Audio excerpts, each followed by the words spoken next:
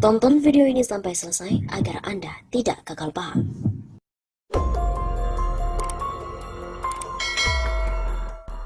Indonesia menjadi negara yang sombong terhadap penyebaran virus corona. Ketika negara-negara lain mulai panik, akan tetapi petinggi negeri ini malah berkomentar seperti orang yang sedang berkomedi. Mulai dari minum jamu, deterjen membunuh corona, Indonesia negeri tropis, nggak bisa dimasuki corona, dengan berbagai alasan-alasan itu. Itu dapat disebut sebagai sebuah bentuk keangkuhan yang tentu membawa malapetaka. Kelambatan tersebut terutama karena sungkan, takut menyinggung Tiongkok. Pejabat-pejabat Indonesia menolak menerima kenyataan bahwa corona ini sudah semakin mengkhawatirkan. Meski pemerintah pusat sangat lambat dan acuh tak acuh, pemerintah Provinsi DKI Jakarta dengan cepat dan juga tanggap menghadapi virus tersebut. Anies Baswedan dengan sangat cepat merespon kasus corona setelah warga negara Indonesia yang tinggal di Depok terpapar. Walaupun Anies diserang dan dibully, bahkan ada menteri yang ikut-ikutan juga untuk membuli Anies. Berbeda dengan pemerintah DKI, justru pemerintah pusat sibuk mengatasi hoax, bukan malah mengatasi penyebaran virus. Bahkan seorang yang merekam kedatangan warga Cina di Sulawesi Tenggara ditangkap dengan tuduhan hoax, padahal WNA Cina itu benar-benar datangnya dari Cina. Hal ini berbeda dengan Presiden Duterte yang akan memecat pegawai yang membiarkan orang Cina ini masuk ke wilayah Filipina. Demikianlah cara pemerintah pusat menghadapi corona, yaitu menghadapi orang yang menyebarkan berita virus itu. Seakan-akan dengan cara itulah pemerintah bisa mengatasi. Padahal virus tersebut ada dan tengah bergerak cepat di dalam masyarakat. Tapi ternyata pemberantasan hoax itu justru mempercepat laju penyebaran virus. Dan terakhir, sudah ada 227 orang terkena virus dan 19 orang meninggal dunia. Sementara menurut beberapa sumber juga, kasus yang real di lapangan tapi tidak terpublikasi mencapai 4.000 lebih orang yang telah terpapar. Virus sudah menghinggap setiap banyak orang. Kepanikan demi kepanikan pun kian memuncak. Sampai saat ini kita sebagai rakyat tidak mendapatkan informasi yang cukup tentang keganasan coronavirus.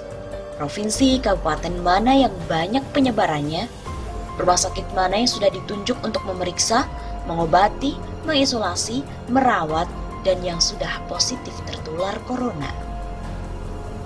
Sementara kewaspadaan pemerintah hanya untuk dirinya sendiri, yaitu bagaimana melindungi diri dari protes masyarakat, memberantas hoax untuk menjaga kelangsungan kekuasaan, tapi tidak peduli kepada keselamatan warga negaranya. Kepanikan global telah muncul. Di mana-mana terjadi kepanikan ini. Negara-negara mulai mengantisipasi dengan melakukan lockdown secara teritorial. Arab Saudi menutup perjalanan umrah. Pemerintah Malaysia tanggal 31 Maret sudah memutuskan lockdown guna menghentikan penyebaran virus. Ibu kota Filipina, Manila, di lockdown dan diumumkan langsung oleh Presiden Duterte. Bersamaan itu, Presiden Duterte melarang masyarakat untuk berkumpul dan menutup semua sekolah-sekolah. Perancis mengumumkan lockdown 15 hari. Italia juga melakukan lockdown di beberapa wilayah. Beberapa negara lain sudah mulai pula melakukan lockdown. Negara-negara sedang menghadapi kepanikan global yang begitu luar biasa. Aksi lockdown ini di berbagai negara tidak diikuti oleh Indonesia. Masih sempat pula Indonesia menerima pariwisata asing khususnya dari Cina untuk masuk ke Indonesia. Begitu juga dengan 49 warga Cina di Konawe yang masih masuk. Pemerintah Indonesia ini lebih takut kehilangan investasi daripada keselamatan 270 juta warga negaranya. Pemerintah hanya peduli pada kehendaknya sendiri, sementara rakyat harus mendapatkan risiko besar dari penyebaran ini. Setelah virus tersebar, kita hanya bisa pasrah dengan persediaan alat medis dan berbagai fasilitas kesehatan yang masih terbatas. Kita hanya menunggu waktu. Kalaupun pemerintah masih bersikap menutup-nutupi gejala ini demi untuk kepentingannya. Ini adalah masalah serius dan juga berbahaya. Kondisi Indonesia hari ini sudah mulai darurat kesehatan nasional. Kasus yang terus meningkat, penyebaran yang sangat cepat, membuat kepanikan yang luar biasa di kalangan masyarakat.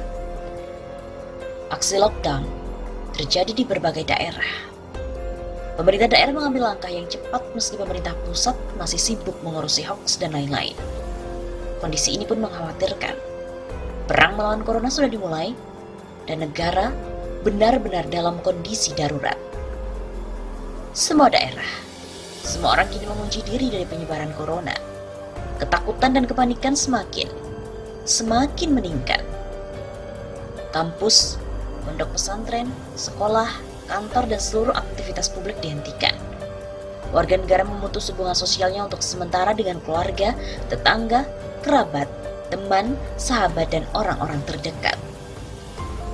Di tengah kepanikan warga negara Indonesia, warga negara Cina yang menjadi sumber pandemi corona justru diberi keleluasaan untuk masuk ke Indonesia. Padahal dalam kondisi pandemi yang sangat luar biasa ini, pemerintah harus mencegah masuknya warga negara asing dari negara-negara lain. Negara ini wajib melindungi segenap bangsa Indonesia dan seluruh tumpah darah Indonesia, karena masyarakat berhak untuk mendapatkan kesejahteraan lahir dan batin.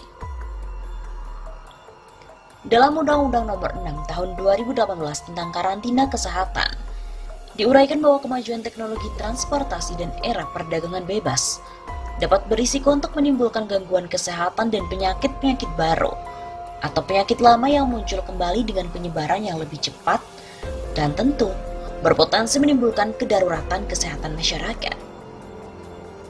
Dengan undang-undang tadi, menuntut adanya upaya untuk mencegah ataupun menangkal penyakit dan faktor risiko kesehatan dan komprehensif serta terkoordinasi, serta membutuhkan sumber daya, peran serta masyarakat dan kerjasama internasional. Karantina kesehatan merupakan upaya untuk mencegah keluar atau masuknya penyakit yang menyebabkan kedaruratan kesehatan masyarakat. Undang-undang telah memberikan definisi yang jelas tentang darurat nasional ini. Tugas negara sebagaimana yang disebutkan dalam Undang-Undang Dasar 1945 adalah untuk melindungi segenap warga Indonesia dan tumpah darah Indonesia. Oleh karena itu, pemerintah itu wajib untuk menjamin keselamatan dari warga negaranya. Karantina kesehatan adalah jalan yang paling mungkin untuk dilakukan dengan tegas. Mengingat kondisi penyebaran pandemi corona ini semakin ganas, upaya-upaya yang ada sekarang ini masih sangat jauh dari apa yang dilakukan oleh negara-negara lain. Bersyukurlah kita, pemerintah daerah, cepat untuk melakukan lockdown untuk mengantisipasi penyebaran corona, meski pemerintah pusat melarang untuk melakukan lockdown itu secara sepihak. Penanganan pandemi yang penyebarannya begitu cepat tak bisa menunggu sikap lambat pemerintah pusat. Pandemi corona pun berefek pada beberapa hal. Pertama, krisis ekonomi yang memang sudah mulai terlihat di awal tahun 2020. Sekarang sudah semakin nampak. Nilai tukar rupiah yang semakin anjlok dan kondisi ekonomi semakin lesu. Ancaman resesi pun terus menghantui Indonesia. Krisis ini akan merambat pada krisis politik dan krisis sosial yang dampaknya mulai terlihat. Hal tersebut seperti yang dikatakan oleh Dr. Rizal Ramli, ekonomi Indonesia memang terus anjlok karena salah kelola. Bukan hanya karena corona, tapi disebabkan mabuk hutang dan pengetatan makro. Ekonomi hanya akan tumbuh 4% pada tahun 2020 ini. Kalau tindakan terhadap corona efektif, ekonomi hanya akan anjlok mungkin minimal negatif 1%. Tapi jika tidak efektif, ekonomi akan anjlok ke 2%. Kondisi ini memperkuat hitungan Syah Ganda Nenggolan yang menyebut bahwa selesai corona bisa-bisa rezim ini benar-benar jatuh. Bahkan Syah Ganda menghitung hari kapan jatuhnya rezim ini, disebabkan pengelolaan yang sangat amatir. Pengelolaan amatiran ini yang membawa virus juga berkembang sangat cepat di Indonesia. Oleh karena itu, dalam kondisi yang demikian, kita sebagai warga negara wajib menjaga kesehatan dengan memperbanyak ibadah dan doa, serta menghindari dulu keramaian.